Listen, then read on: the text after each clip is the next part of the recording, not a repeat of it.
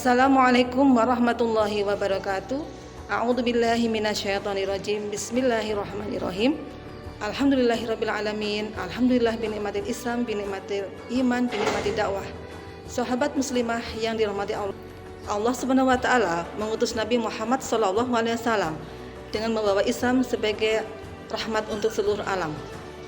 Islam sebagai agama yang sempurna mengatur segala sendi kehidupan manusia, baik antar manusia, sesama manusia, manusia dengan alam semesta. Wujud daripada Islam yang rahmatan lil alamin ini akan bisa kita rasakan dengan maksimal jika Islam diterapkan secara sempurna dalam fikih negara khilafah. Islam berisi aturan-aturan hidup, pedoman, panduan sebagai bekal untuk manusia menjalankan misinya sebagai khalifatul ard di muka bumi. Pertama adalah Islam menjaga agama.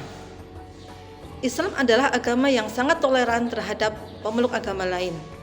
Sejak Nabi Muhammad SAW mendirikan negara Islam di Madinah, pada saat itu hidup berdampingan komunitas agama Islam, Hindu, Yahudi, Nasrani, dan orang-orang musyrik. Kemudian juga fakta sejarah yang lain, tatkala Islam berkuasa di Spanyol, pada saat itu Islam mampu mengayomi agama Yahudi dan Nasrani, sehingga pada saat itu Andalusia dikenal dengan negara tiga agama. Begitupun juga Islam memberikan penjagaan terhadap kaum muslimin, di mana orang Islam yang keluar dari agama Islam atau murtad akan diberikan sanksi yang tegas, yaitu dibunuh. Begitu juga kepada mereka yang mengaku sebagai nabi, yang melecehkan nabi, yang menghina nabi, yang melecehkan agama, akan diberikan sanksi yang tegas oleh syariah Islam. Salat adalah juga sebagai salah satu contoh penjagaan Islam terhadap agama. Dalam hadis yang diriwayatkan oleh Imam Baihaqi, sesungguhnya salat adalah tiang agama.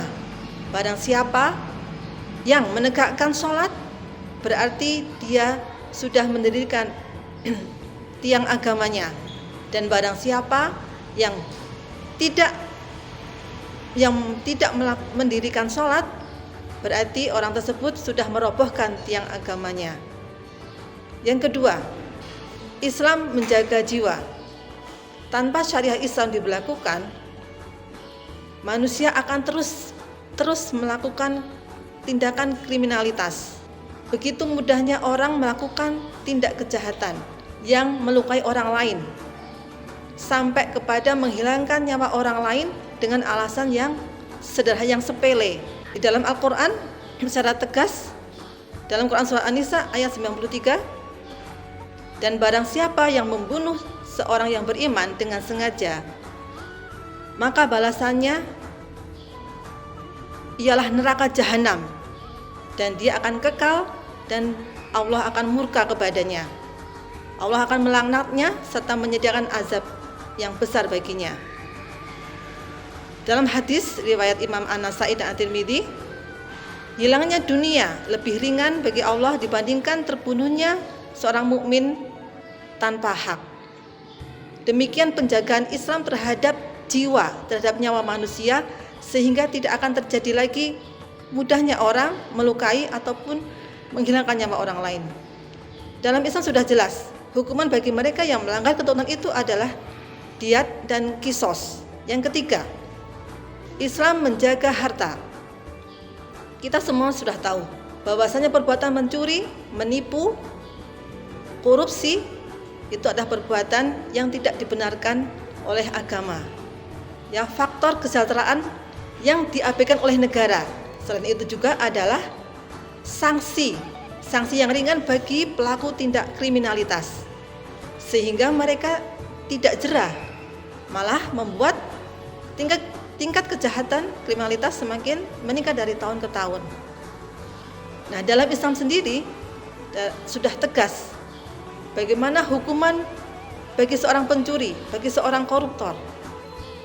Dalam Quran surat Al-Maidah ayat 38, A'udzubillahi minasyaitonirrajim. Bismillahirrahmanirrahim. Wasariqu wasariqatu faqta'u aydiyahuma jazaan kasaba nakalam minallahi wallahu azizun hakimah.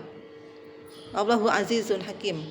Adapun laki-laki dan perempuan yang mencuri, potonglah tangan keduanya sebagai balasan atas kejahatan yang mereka lakukan dan sebagai siksaan dari Allah.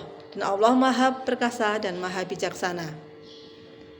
Jadi jelas, dalam Islam sudah diatur bagaimana penjagaan terhadap agama, jiwa, dan harta.